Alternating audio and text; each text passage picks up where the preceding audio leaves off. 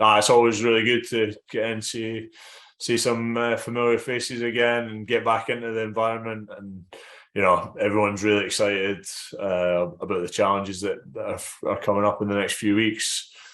First, proper session on the pitch today, and that intensity that you get from everyone back in, everyone competing. It's great, and that'll continue and be really important for the 4 weeks.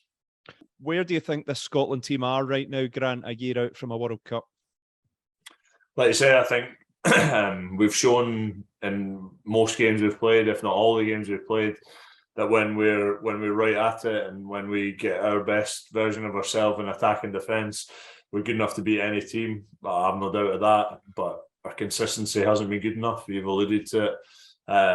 So that's what we're working to, and that's what you're doing through training and through games, is how consistently can we put the best version of ourselves on the pitch, and then the big moments in test matches, pressure moments, they generally come down to one or two things that happen, and we need to be good, really good in those. The best teams are especially good in those pressure moments.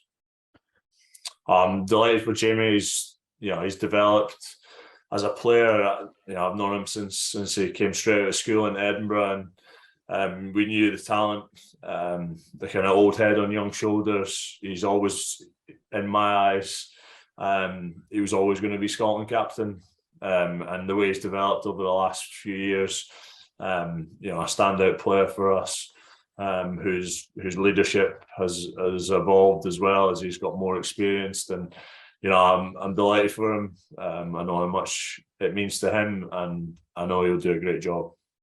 Another guy you know well is Blair Kinghorn. Is he prepared as a player to take on that focus and thrive? And do you think as a 10 he's ready now to step up and be Scotland's leading standoff? Yeah, I think so. I see it day in, day out with Blair. I've seen the growth in his game. At 10, at Edinburgh, he's one of the most influential players and characters in our squad. We rely on him heavily, so I know what he can bring day in, day out, and I know that when he does that, and he applies that to this environment, I've no doubt of his ability both to lead and to lead the attack and to boss the game as a 10, but then his ability, which it speaks for itself. There's no such thing as a perfect 80 minutes, but the best teams bounce back. They don't piggyback mistakes. You don't go from error to error.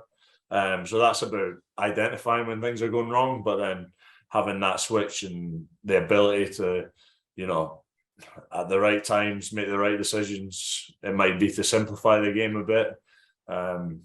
Something that sticks in my head, the second test, Argentina, was probably a lot more like that. We weren't at our best, but we simplified the game. In the start of the second half, we carried hard at them. Our contact work was good, and we scored a really good try. And it wasn't the flash,